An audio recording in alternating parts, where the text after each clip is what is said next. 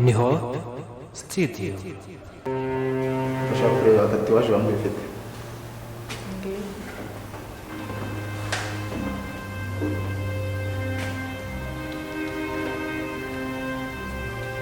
Harize gusoma neza.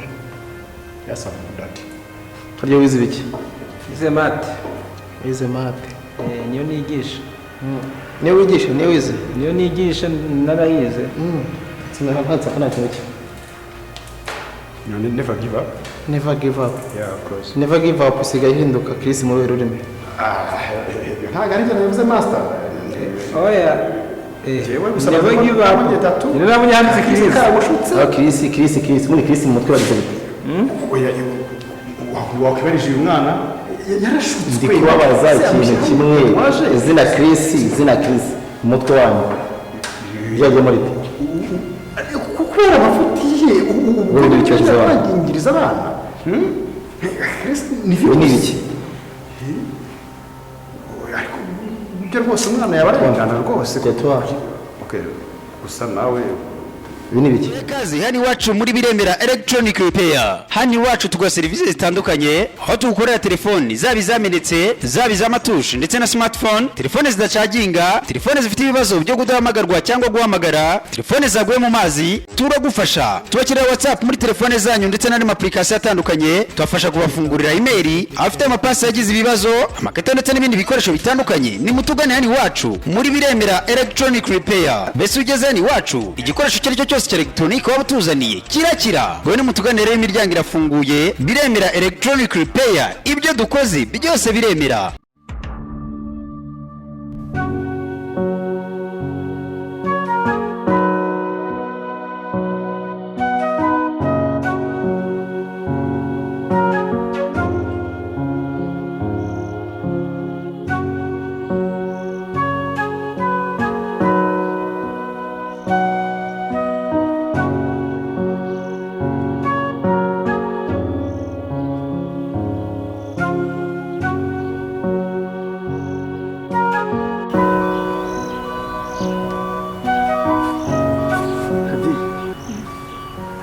Sinakirwa mubaza ngo bimeze bite, ndabizi kutishimye. So none se ngubu ikiza gukurikiraho n'iki nyuma y'ibi byose? Nasibo kuko nkaho uri kubona hakurikiraho iki n'iki. Okay, none se ndabizi nyine. Ese undi byanyabyo Chris uramukunda? Sikubaza ubusa nka mwarimu. Ntabwo ari ukubaza ubusa rero. Buriya niba umukunda byanyabyo ugomba kugira uko urwanirira urukundo rwawe, ntabwo wakemera aragiye urasigaye. Nese urumva nta kindi kintu uteganya kuza kubikoraho? Uramu directeur sigara ko ubona ko yagiye, uri kubona byagenda. Siko nundi kubibona sibyo. Mbere na mbere ugomba kubanza ukava mu gahinda, kuko ibihe bibi nibikomeza kuza kugwerana biraza gutuma utabasha no gutekereza ku kindi kintu ushobora kuba wakora. Kuko deja Chris kuba adahari ntabwo ahari, ntabwo ugomeza kugenda muri wa murongo. Ndabizi yego nyine hari ibihe byiza mwacanyemo wabikigaruka, ariko ugomba kubishyira ku ruhande ukitegura kurwanirira icyo ukunda. So sinzi niba we wafashe umwanzuro wo kuruzinga gutyo gusa, cyangwa se wumva nyine gukomeza wigunze ari umwanzuro wa nyuma uraza gufungira. Musangiriye inama. Aka kanya sinahita nkugira inama ngo dukore iki, ahubwo nyine nyine kuza kongera ukishima ugaseka kwa kundi mbese wahoze nyine. Reka mbanze ndebe ko yes noza kuba umeze gutya, ibindi biraza kugenda biza gake gake. So come on, arabirikiza. Nshaka kungira inama y'ikintu nakora. Ikintu wakora? So mbere na mbere nyine nibyo ndi kukubwira, ukeneye kubanza kwishima, kuko byinshi ushobora kujya gukora uyobowe n'agahinda ntabwo bishobora kuba successful. Niyo mpamvu ukeneye kongera ukareka kwigunga, ukaza aho tuba turi ugakina ukisanzura, ariko nanone ugomeze utekereze ku rukundo rwawe n'icyo twakora kugira ngo rugaruke Kameme kuko ntabwo twareka ngo agendera ngo kuko deja usibye ko Chris murakundana n'umuntu wacu ngira ngo urabizi sibyo cyane mpamvu ukeneye kuba active mu buryo bw'imitekerereze tukabona wa DJ tuze tukaba twamenya icyo gukora nyuma shase Chris kare yatumaga nishima iraza kungora iraza kukugora ariko just no vibing ukaza muri twa tuntu ndabizi uraza kuba umeze neza nanone cyangwa n'undi nabyo ushaka no kumuvuga turi kubangamana igendere amasomo se birimo birajyamo abana shase byajyamo gute nyine nawe ufite ikibazo ariko banza ko ari agakobwa yabo baroga umunota umwe Chris agiye gahise gatsindira umutima wa Shiva ariko ukeneye kuriragisamo isura yireke yisanzuye ko kugumiza kuyikunja gutya dore gutyo wari usetse ngera usubize inyuma ho gato bigiye aho ngarabona ko bitangiye sorabyo ngibyo ukoze ubikoze nk'amasaha nk'abiri twahita tubasha kubona step tujyaho kugira ngo Chris agaruke mu buzima bwereka nongere mu ruduro ho gato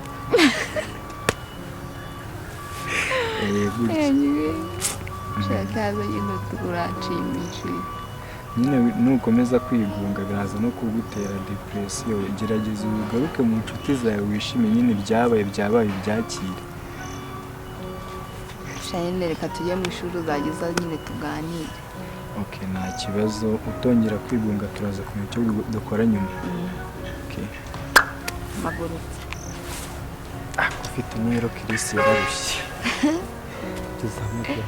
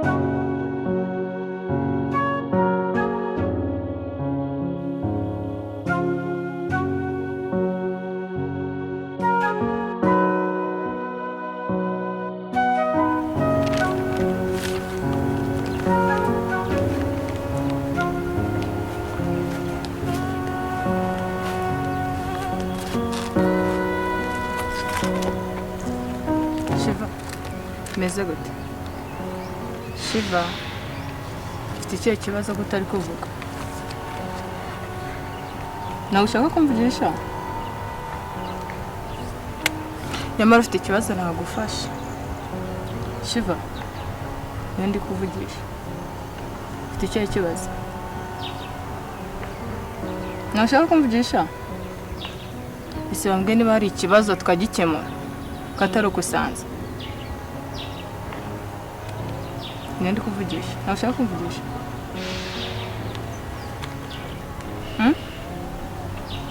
wambwiye ikibazo gihari katari ukunkuzi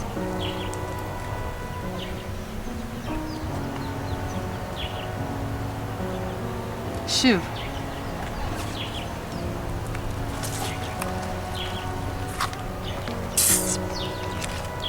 kandi ibi byose ni Hadiki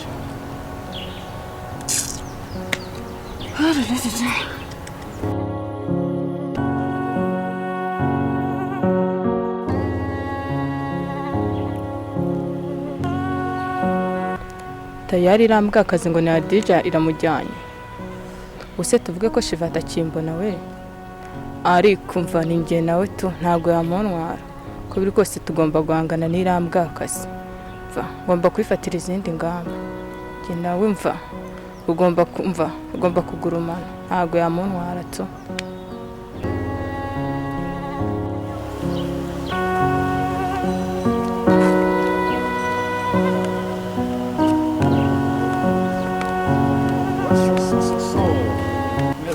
Chikovuga garuka hano nkubwire sha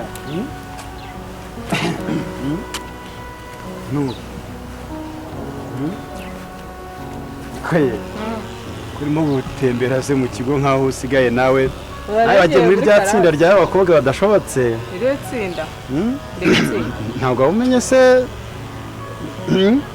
ko bari kwirwana aho da akantu rero I like it yego akari nakeza ta sinzi kaza kundi ni keza nka nyirako nawe nanjye ndabizi nawe ujya ubibona se oya prefe nta prefe se burigira ngo kaye numvisha aragiye kubivuga prefe se si umuntu ariko kano gakanzu nyine nawe ahantu ho sese ahangaha ni ahangaha koma nakorohereje nyine sinyabona n'abandi bazambara nabiciye bahadija bose bavete nuko udatebeza ni ikosa utebeza se ariko se watebeza wowe nari mbonye ari akantu kawe akazi harakuri kubona se n'utuntu twaye so but I like your hairstyle tunwa twanjye ngo oya ndavuga hairstyle I like it uranimba nagakozeho even n'aka gatatu kati noneho nk'ukuntu buriya ujya ugira mu nda zero taille française ujya ubibona se nawe urasetsa ariko buriya jyewe nkubwire ikintu maze kubona ugomba kurangiza kwiga nkwishyura kujya kwiga hospitality ego kuvugisha ukuri ntabwo ibyo bintu kaminuza wowe ujye ibyo bintu rwose mba mbikunda rwose rwose ariko se buriya ubundi wari urimo kujya heza nari ngiye muri karasi ariko ahantu katano akase agashati se kagutwaye iki ndabona ni gato se cyangwa ni ndende uyo ndakwishyura kandi gashati keza oya ntari bitse gese nayanga kabisa umukobwa mwiza nkawe nyine kikobwa oya yo shati je ntago nayanga ngiye ukwiye ko hari utuntu dupesi kandi ukwiye kuba kari finyore ntari ibintu binyemerese nta kibazo ariko amasomo rwose nta kibazo wengeye nka préfet des études buriya ntugicyo buryo ntugibona kuri bireta yawe ko hari ukuntu uba nabigenjeje mbabona ibintu atabyongereye mba mbibona none se ko nyine byongera hanyuma njyewe ibyishimo byanjye bikati yego aha rero mba bitangiye kugorana se oya se bigorana gute se ikikobwa ndi kumva ari kugorana da ariko wumvishe ko ntuzana na diregiteri kuri ubu wasigaye diregiteri no mumbwire cyo ndaratwishe teacher zibura umwe nako teacher sorry nyine nawe wafashe ibyanzu y'abanyeshuri aya none se mugiye ngo uryasabaza ibyanzima nyine uyu munyeshuri amasomo yamucitse nagiye mu ishuri nari ndimo muhugura ndimo muhugura buriya kugira ngo cya kibazo cyabaye kitazongera buriya nka prefe buriya mbikurikirana ariko nawe buriya mba ndimo kubigisha umuco nka perefe mu kwikurikirana byose mba ndimo kureba ngo ni perefe Kamasa izina n'iryo niswe n'ababyeyi nyine Kamasa ariko oya se kandi bamfuza none se mba ndimo kubaha uburere tubiveho ibyo ngibyo kwanza ko nara gusa ntabwo aba ari oke ariko ntari bitu none se ubundi bimeze bite yikize kandi abanyeshuri aha ngaha urabona biri kugira nta ariko umurongo we ntubibona kuzajya umfasha turabona abanyeshuri bareba ariko dore aho utagiye kubashyira ku murongo nyuma ya kiriya kibazo cyabayeho hariya wari warengereye nyuma y'uko diregiteri amaze gushyiramo kariya kantu ka rungu iriya mihanzi yadufatiye ari kakaye buriya cyo bikoze umva ngo abanyeshuri bari bamereye nabi ariko byaciyemo tu urabona biri kugenda wanakinyita zibura umwe maze nuho nyine nari nshinzwe ni sawa master tumeze turashima rwose Imana n'abantu bakeya mwese bose ushatse kuvuga iki mwese koko bose wowe muri communauté bose abari ibyera kumenya nko cyamara murapfugirwa ukuntu ntazi ahubwo harya ubonye umwanya maze aha ngaha wawubonye cyangwa ntabwo wambonye kinzanye nangiye kubaza ahubwo akazi bakimure hanze nabonye ari hano n'umwana n'undi mwana w'umukobwa aka ntagakobwa kakayobe kariya kaziranenge mana Chris ya virusi Chris uzi ibintu uriya mwana amaze kingana cyavuye hano Chris again niwe nshaka kukubwira uburyo ari virusi mu kigo umuntu kinini ushaka kumbwira ko uzi ko kariya kane impamvu natindanye nako karimo kanyereka tatuwaje kandi yindi ihoraho kamushutse akayishyiraho Chris umva ni virusi yigenderaga yari maze ariko we na Chris murabenda hamwe buri munsi tujuru Chris nabonye ari n'izina rya Chris hanga ukabona tujuru Chris diregite naho ngaho rwose tunoze tujuru Chris yavuye hano turera harimo yego nubwo atakiri hano ingaruka ibyo yadusigiye izo nyine indwa ngo kuvuga menshi wowe ugivuga amagambo make ntabuze ko kubona na directeur namubwiraga rega ngiye ngeze ku bya Chris agahinda karanyica arimo nk'akuntu yatwangirije abana cyangwa abashaka bari bafere izina rya kabiri oya directeur basi tugende baragacimo ibyo uwo mwana bikabubwira uri kujya murakubwiye ndabyibuka ngiye kwivanga mu kazi kawe agende ngiye kwivanga mu kazi kawe ariko nanjye nubwo ndi guseka ntago nishimye kanze bazajya banyitira zibura umwe ariko ibyo byanyito byo simba mbirimo sinkaba mvugiremo hari ibindi uzi byihariye hari ibindi byabuze utarimo nyine byihariye nuko nabonaga ari kuvugana ubwo ariko nta bintu njye pefi ubwo yabwikisa cyane cyo nishinza njye ndi clair kabisa ibana kabisa ndi mutagatifu ushaka uri makire ndikerere nyine bivuze ngo ibyanjye byose rwose ni biratunganye nta cyawe nzi narimo kubona rwose nta cyawe nzi kumura nta cyawe kibinzi nta cyawe kibinzi humura ni ukuri ariko ndikivanga mu kazi kawe nkikubongiye kwivanga mu kazi kawe ibintu byarahindutse nenda bibona rwose ibintu biri ku murongo akazi kakorwa neza abana bagiye ku murongo yego nibyo ariko umeze gutya si ugororotse oya ntuvunaguye cyangwa wihese njye nagushimira headmaster nagushimira pe abanyeshuri banjye bamaze kujya ku murongo baragerageje kabisa kuba wirukana nuza Chris ni Chris rero ubu kabisa abanyeshuri basa nkaho bamaze gutuza neza ntago bakinserereza nka mbere nyuma y'ibyo maze iminsi mbona nyuma ko Chris agiye ibyo ndi kubona rwose birashimira cyane ahubwo hari ikibona se ya kibazo umunyeshuri nta kibazo kirimo na rwose n'ubajya abanyeshuri bagiye ku murongo ubwo natwe ni gutya amanota ni 100%. Tugomba kureba u Rwanda haya ngo umwaka mwasanga ngafite ngo tatuwaje dore handitseho Chris noneho ikindi gihari rwose kandi nakaziranenge nako agafete karakenewe hangaha mu kigo kuko dushimira ku bintu bimaze kugenda neza ariko nyine ariko nawe rwose umwumve nawe kugira ni imwe ni ukuvuga ngo ngwino tujye ayo magambo yabajyaho ni ngo bikorwa ntabwo nyashaka ujye uvuga make kandi ingirakamaro ingurube koko ntabuzi ko ari haramu koko mimi niko musilamu kabisa tugende nawe kuvuga amagambo adasengeje wita soso ninde ndashaka kureba tatuwaje bamwifite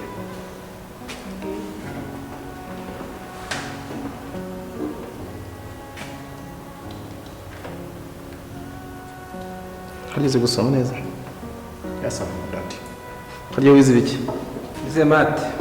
wize mate Niyo nigisha. niyo wigisha niyo wize Niyo nigisha narayize. sinara mpatsa kana cyoke you never give up never give up yeah of course never give up usigaye hinduka Chris muri rurimi ntago ari cyane yavuze master Oya. Jewe gusa Never give up. Ni nabonye handitse Chris. Chris muri Chris mu mutwe wagize biki oya wakwereje uyu mwana yarashutswe ndi kubabaza ikintu kimwe izina Chris umutwe wanyu byagiye muri kubera amafuti ye Uri icyo kibazo ingiriza abana ni ibiki ariko ibyo rwose umwana yaba arengana rwose tetwa okay gusa nawe ibi ni biki umuntu washutse mwashutse ninde nawe ni Chris Kerese.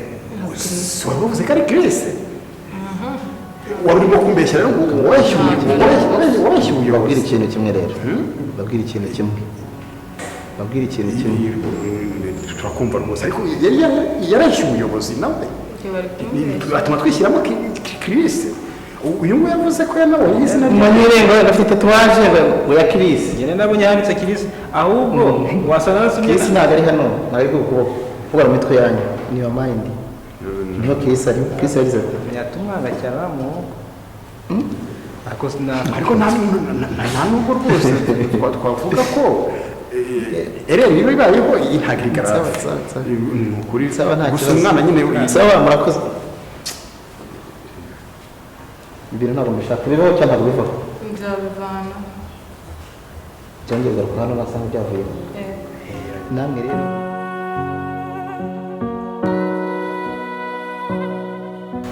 Niyo. Kandi ubushize ntasibiye. Kandi n'ubu ngubu ndabona ushobora kuzasiba bitewe nuko amasomo utarimo kuyumva. Dore nk'imibare yanjye ntabwo ujya uyumva sinzi impamvu sinzi ikibazo cy'ifite.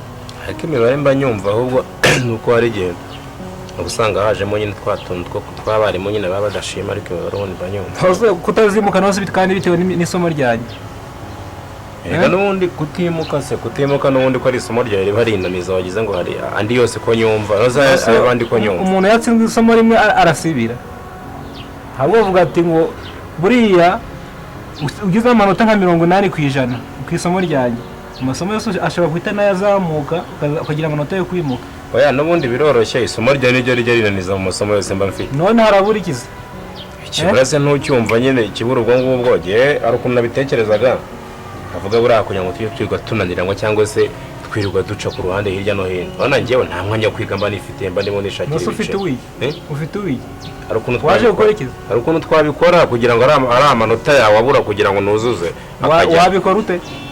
ariko niyo dushaka kubipanga ku kwezi nkajya ngukubita ibihumbi nka 30 ukongera ku mushahara wawe noneho ngewe isomo ryanjye wowe ukajya urigira nk'irya mbese ukanyigira urabona amafaranga ibihumbi bya 30 ariyo mafaranga yatuma ngira nyine urumva master ntabwo ayo mafaranga ntabwo nyine nshatse kuvuga ngo wenda ni ikiguzi nk'agacupa nyine kugira ngo ujye unsapotinga mu mwanya ubona byagize byaba ikibazo ntabwo umwanya wo kwiga ubona bari ikibazo kandi nanjye mba ndimo nihuta nshakisha hirya no hino ndabizi n'amafaranga menshi ariko ntabwo yatuma ndata akazi kanjye ahubwo injira mu ishuri ndabizi naye ntago ari ikiguzi niba bamana ko injira mu ishuri yenda njya mu ishuri ahubwo ubwo nyine ubyigeho yenda njya mu ishuri sawa ikinyeshuri ishuri gishaka kumfungisha koko uziratani mbona ratani ariko rero igitano mpembwa nongeye 30 yabanza hejuru 80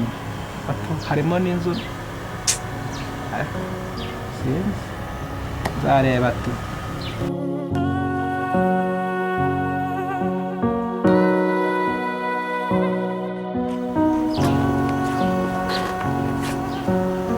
aha dore yambwiye akazi ngo ni Hadija umva ndaje tubonane